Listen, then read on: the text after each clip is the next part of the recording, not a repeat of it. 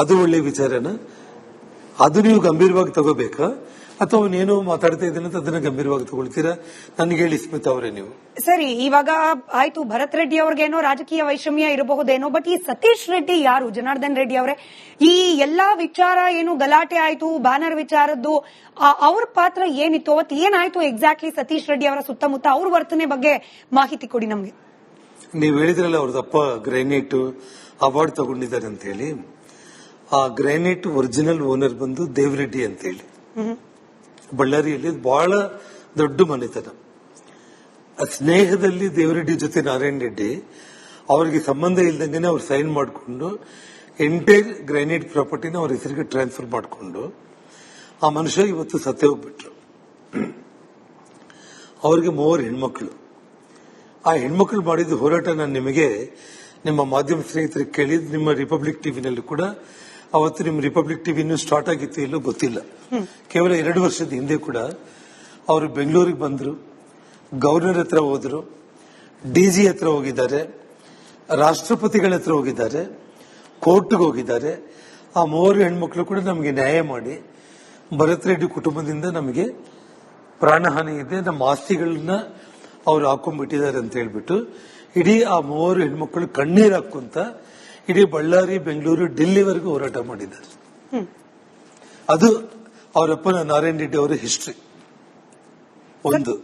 ಎರಡನೇದು, ಇವನು ಸತೀಶ್ ರೆಡ್ಡಿ ಅನ್ನೋನು, ನೀವು ಇವಾಗ ನಮ್ಮ ರಿಪಬ್ಲಿಕ್ ಟಿವಿ ಕಡೆಯಿಂದ ನಾನು ಮನವಿ ಮಾಡ್ತಾ ಇದ್ದೀನಿ ಮತ್ತು ತಾವು ಕೂಡ ಡಿಮ್ಯಾಂಡ್ ಮಾಡಿ ಭರತ್ ರೆಡ್ಡಿ ಬ್ಲಡ್ ಸ್ಯಾಂಪಲ್ಸ್ ತಗೊಳ್ಳಿ, ಸತೀಶ್ ರೆಡ್ಡಿ ಬ್ಲಡ್ ಸ್ಯಾಂಪಲ್ಸ್ ತಗೊಳ್ಳಿ.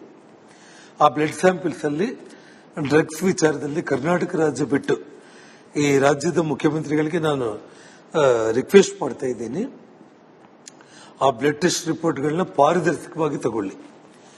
ಅವನ ಸತೀಶ್ ರೆಡ್ಡಿ ಎಷ್ಟು ಡ್ರಗ್ ಅಡಿಕ್ಟೆಡ್ ಅಂತಂದ್ರೆ, ಅವನು ನಿನ್ನೆ ಮನೆ ಮುಂದೆ ಬಂದು ಕುತ್ಕೊಂಡ್ಬಿಟ್ಟು ಶ್ರೀರಾಮುಲು ಅವರು ಈ ರೀತಿ ಮನೆ ಹತ್ರ ಬಂದು ಫ್ಯಾಮಿಲಿ ಮೆಂಬರ್ಸ್ ಇರೋದು ಗಲಾಟೆ ಮಾಡೋದು ಸೂಕ್ತ ಅಲ್ಲ, ಇಲ್ಲಿಂದ ಎದ್ದೋಗಪ್ಪ ಅಂದ್ರು ಕೂಡ ಅವನು ಪ್ರೈವೇಟ್ ಗನ್ಮೆನ್ಗಳೆಲ್ಲ ಗನ್ಗಳನ್ನ ತೋರಿಸಿ ಆರ್ಭಾಟ ಮಾಡಿ ಅವನು ಎಷ್ಟು ಕೂಗಾಡ್ದ ರೇಗಾಡ್ದ ಅನ್ನೋದು ಎಲ್ಲ ಟಿವಿ ವಿಜುವಲ್ಸ್ ನಲ್ಲಿ ನೀವು ನೋಡ್ತಾ ಇದ್ದೀರಿ.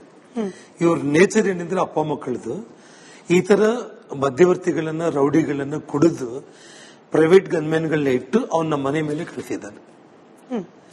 ನಾನು ಹೋಗಿಲ್ಲ ಅಂತ ಹೇಳಿ. ಯಾವಾಗ ಸತೀಶ್ ರೆಡ್ಡಿಗೆ ಗಲಾಟೆಗಳಲ್ಲಿ ಗಾಯ ಆಯಿತು, ಕೊನೆಗೆ ಅವನೇ ಇವತ್ತು ನಮ್ಮ ಮನೆಗೆ ಬರಬೇಕಾಯ್ತು ಭರತ್. ನೀವು ಇಷ್ಟು ಅರ್ಥ ಮಾಡ್ಕೊಳ್ಳಿ, ಒಬ್ಬರು ಮನೆಗೆ ಹೋಗಿ ಗಲಾಟೆ ಮಾಡೋ ಅವಶ್ಯಕತೆ ಏನಿದೆ. ಇನ್ನೊಂದು ಮಾತ್ರ ನಾನು ಹೇಳ್ತಾ ಇದ್ದೀನಿ, ಒಂದು ಬ್ಯಾನರ್ ವಿಚಾರ ಅಂತ ಹೇಳಿ ಹೇಳ್ತಾ ಇದ್ದೀನಿ. DK ಶಿವಕುಮಾರ್ ಅವರು ಕೂಡ ಮಾತಾಡಿದ್ದು ನಾನು ಕೇಳಿದೆ. ನಾನು ಬ್ಯಾನರ್ ವಿಚಾರ ಅಂತಂದ್ರೆ ತಾವು ಪೊಲೀಸರನ್ನ ಕಳಿಸಿ, ರೌಡಿಗಳು ಯಾಕೆ ಬರ್ಬೇಕು ನಮ್ಮ ಮನೆ ಮುಂದೆ? ಪ್ರೈವೇಟ್ ಗನ್ಮೆನ್ಗಳನ್ನ ಯಾಕೆ ನೀವು ಕರ್ಕೊಂಡು ಬರ್ತೀರಿ? ಬೀರ್ ಬಾಟಲ್ಸ್, ಪೆಟ್ರೋಲ್ ಬಾಂಬ್ಗಳು ನೀವು ಹೆಂಗ್ ಕರ್ಕೊಂಡು ಬರ್ತೀರಿ? ಹೆಂಗೆ ಜನಗಳನ್ನ ಮೊಬಿಲೈಸ್ ಮಾಡ್ತೀರಿ ನನ್ನ ಮನೆ ಮುಂದೆ?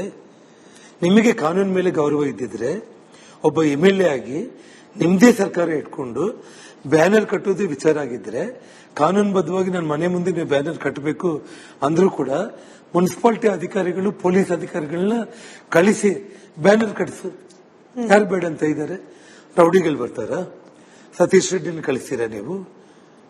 ಒಬ್ಬ ಡ್ರಗ್ ಅಡಿಕ್ಟೆಡ್ ಕುಡುಕನ್ನ ಪ್ರೈವೇಟ್ ಮೆನ್ಗಳನ್ನಿಟ್ಟು ನಮ್ಮ ಮನೆ ಮುಂದೆ ಬಾಟಲ್ಸ್, ಬೇರ್ ಬಾಟಲ್ಸ್, ಪೆಟ್ರೋಲ್ ಬಾಂಬ್ಸ್ಗಳನ್ನ ತಗೊಂಡ್ ಬರ್ತೀರಿ ಅಂದ್ರೆ ಕಾನೂನು ಮೇಲೆ ನಿಮ್ಗೇನ್ ಗೌರವ ಇದೆ?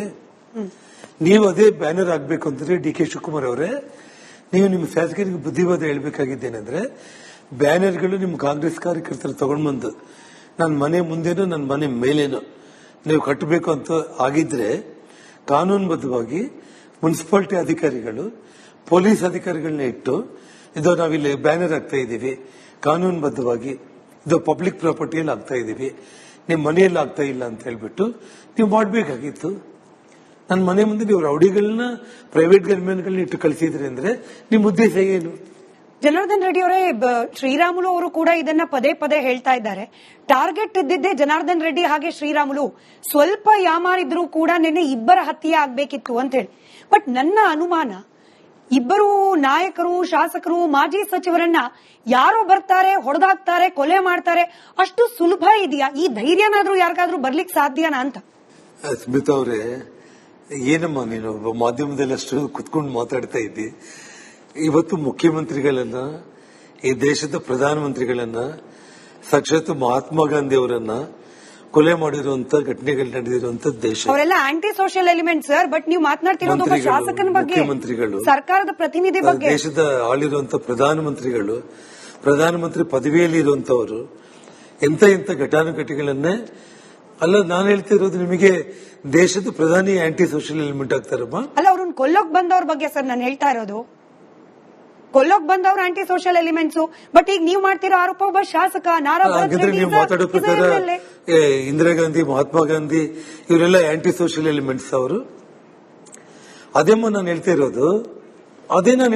ನನ್ನ ಮನೆ ಮುಂದೆ ನೀನ್ ಯಾಕೆ ಕಳ್ಸಿದೀಯ ನೀನು ಬ್ಯಾನರ್ ಹಾಕ್ಬೇಕು ಅಂದ್ರೆ ವರ್ಕರ್ಸ್ ಇಟ್ಟು, ಪೊಲೀಸ್ ಪ್ರೊಟೆಕ್ಷನ್ ಕೊಟ್ಟು, ಮುನ್ಸಿಪಾಲಿಟಿ ಅಧಿಕಾರಿಗಳನ್ನ ಕೊಟ್ಟು, ಪರ್ಮಿಷನ್ ಲೆಟರ್ ತಗೊಂಡು ಬಂದು ನಿಮ್ ಮನೆ ಮೇಲೆ ಏನಾಗ್ತೀವಿ ಅಂತ ಹೇಳಿ ಬೇಕಾದ್ರೆ ನೀವು ಆಗ್ಬೇಕಾಗಿತ್ತು. ನೀವ್ಯಾಕೆ ರೌಡಿಗಳನ್ನ, ಆಂಟಿ ಸೋಷಿಯಲ್ ಎಲಿಮೆಂಟ್ಸ್ ಬಾಂಬ್ಗಳು, ಬೀರ್ ಬಾಟಲ್ಸ್, ಪ್ರೈವೇಟ್ ಗನ್ಮ್ಯಾನ್ಗಳನ್ನ ತಗೊಂಡ್ ಬಂದು ಯಾರಾದ್ರೂ ಬ್ಯಾನರ್ ಹಾಕ್ತಾರ? ಈ ಸತೀಶ್ ರೆಡ್ಡಿ ಅವ್ರಿಗೂ ನಾರಾ ಭರತ್ ರೆಡ್ಡಿ ಅವ್ರಿಗೂ ಏನ್ ಸಂಬಂಧ?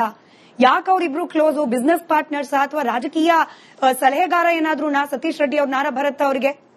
ಸತೀಶ್ ರೆಡ್ಡಿಯಿಂದಾನೆ ಎಲ್ಲ ಸಬ್ ರಿಜಿಸ್ಟರ್ ಆಫೀಸ್ಗಳು, ಪೊಲೀಸ್ ಸ್ಟೇಷನ್ಗಳು, ಮತ್ತೆ ಕಾಂಟ್ರಾಕ್ಟ್ಗಳು, ಆಸ್ಪತ್ರೆಗಳು ಎಲ್ಲ ದುಡ್ಡು ವಸೂಲಿ ಮಾಡುವಂತದ್ದು, ಗಾಂಜಾಗಳು, ಓಸಿ ಮಟ್ಕಗಳು ಬರ್ಸೋದು, ಕ್ಲಬ್ಗಳು ನಡೆಸೋದು, ಇದೆಲ್ಲದರಿಂದ ಹಣ ಕಲೆಕ್ಷನ್ ಮಾಡೋದಕ್ಕೆ ಅವನ್ನ ಮುಂದೆ ಇಟ್ಟು ಅವನ ಮನೆಗೆ ಸುಮಾರು 8-10 ಮಂದಿ ಗನ್ಮ್ಯಾನ್ಗಳನ್ನ ಇಟ್ಟು, ಪ್ರೈವೇಟ್ ಗನ್ಮ್ಯಾನ್ಗಳನ್ನ ಅವನ ಕಡೆಯಿಂದ ಸಿಟಿಯಲ್ಲಿ ಪಂಚಾಯಿತಿಗಳು ಮಾಡಿಸಿ ಜನರುಗಳನ್ನ ಹೆದರಿಸೋದು, ಬೆದರಿಸೋದು, ಅವನ ಮೂಲಕ ಇವನ್ ಭರತ್ ರೆಡ್ಡಿ ಮಾಡಿಸೋದು. ಈಗ ಸರ್ಕಾರ ದ್ವೇಷ ಭಾಷಣವನ್ನ ನಿಷೇಧ ಮಾಡ್ಲಿಕ್ಕೆ ಹೊರಟಿದೆ, ಹೊಸ ಕಾನೂನು ತರ್ತಾ ಇದೆ. ಬಟ್ ಅವರದೇ ಪಕ್ಷದ ಶಾಸಕರು, ಇನ್ಫ್ಯಾಕ್ಟ್ ವಿಜಯೇಂದ್ರ ಅವರು ಕೂಡ ಇದ್ರ ಬಗ್ಗೆ ಮಾತನಾಡಿದ್ರು. ಹಂಗ್ ಕೇಸ್ ಹಾಕೊಂಗಿದ್ರೆ ಮೊದಲು ಭರತ್ ರೆಡ್ಡಿ ಅವ್ರ ವಿರುದ್ಧ ಹಾಕ್ಬೇಕಾಗತ್ತೆ, ದ್ವೇಷ ರಾಜಕಾರಣ ಮಾಡ್ತಿರೋರ ವಿರುದ್ಧ ಹಾಕ್ಬೇಕಾಗತ್ತೆ ಅಂತ ಹೇಳಿ. ನಾನು ನೇರವಾಗಿ ಕೇಳ್ತೀನಿ ಜನಾರ್ದನ್ ರೆಡ್ಡಿ ಅವರೇ, ಹಾಗಾದ್ರೆ ಬಿಜೆಪಿ ಇನ್ಕ್ಲೂಡಿಂಗ್ ನೀವು ಇಷ್ಟ ದಿನ ಹಾಗಾದ್ರೆ ಕ್ಲೀನ್ ರಾಜಕಾರಣ ಮಾಡ್ಕೊಂಡು ಬಂದಿದ್ದೀರಾ ಬಳ್ಳಾರಿಯಲ್ಲಿ? ದ್ವೇಷ ರಾಜಕಾರಣ ಬಿಜೆಪಿ ಕಡೆಯಿಂದ ಆಗೇ ಇಲ್ವಾ ಬಳ್ಳಾರಿ ಪ್ಲಸ್ ರಾಜ್ಯದ ಯಾವುದೇ ಭಾಗದಲ್ಲಿ? ನಾನು ಒಂದೇ ಒಂದು ವಿಷಯ, ನಿಮಗೆ ಮೀಡಿಯಾಗೆ RTI ಇದೆ. ನಾನು 40 ತಿಂಗಳು ಇಲ್ಲಿ ಮಂತ್ರಿಯಾಗಿದ್ದಾಗ, ನನ್ನ ಸಹೋದರ ಶ್ರೀರಾಮುಲು ಮಂತ್ರಿಗಳಾಗಿದ್ದಾಗ RTI ಆಕ್ಟ್ ಅಲ್ಲಿ ಇದೇ ದೊಡ್ಡ ದೊಡ್ಡ ಕುಟುಂಬಗಳು ಯಾರಾದ್ರೂ ಕೂಡ ಏನೇ ಆದ್ರೂ ಬಳ್ಳಾರಿಯಲ್ಲಿ ಶಾಂತಿ ಅಭಿವೃದ್ಧಿ ಇತ್ತ ಅಥವಾ ಈ ರೀತಿ ಘಟನೆಗಳು ನಡೆದಿತ್ತ ಅನ್ನೋದು ನೀವೇ RTI ಮೂಲಕ ತಿಳ್ಕೊಂಡು ಒಂದು ಸ್ಪೆಷಲ್ ಸ್ಟೋರಿ ಮಾಡಿ ಅವತ್ತು ನಾನು ಬಂದು ನಿಮಗೆ ನನ್ನ ಬಗ್ಗೆ ಏನಾದ್ರೂ ಒಂದು ಸಣ್ಣ ಕಪ್ಪು ಚುಕ್ಕೆ ಇದ್ರೆ ಕೂಡ ನಾನು ಮಾತಾಡ್ತೀನಿ. ಮರ್ಡರ್ ಗಳನ್ನ ಮಾಡಿಸ್ಬಿಟ್ಟಿದ್ದೀರಿ ಅಂತ ಕೂಡ ಆರೋಪ ಮಾಡಿದ್ದಾರೆ ಭರತ್ ರೆಡ್ಡಿ ಅವರು. ಹೆಣ್ಮಕ್ಳು ಹಾಕಿದ್ದಾರೆ. ಭರತ್ ರೆಡ್ಡಿ ಅವರು ಗೆದ್ದ ದಿನ ಅನೇಕ ಹೆಣ್ಮಕ್ಳು ಬಳ್ಳಾರಿ ಕಾನೂನು ತಗೊಂಡು ಬಂದಿದ್ದೆ, ಜೈಲಿಗೆ ಶುಭಾಶಯ ಹೇಳಿದ್ರಂತೆ.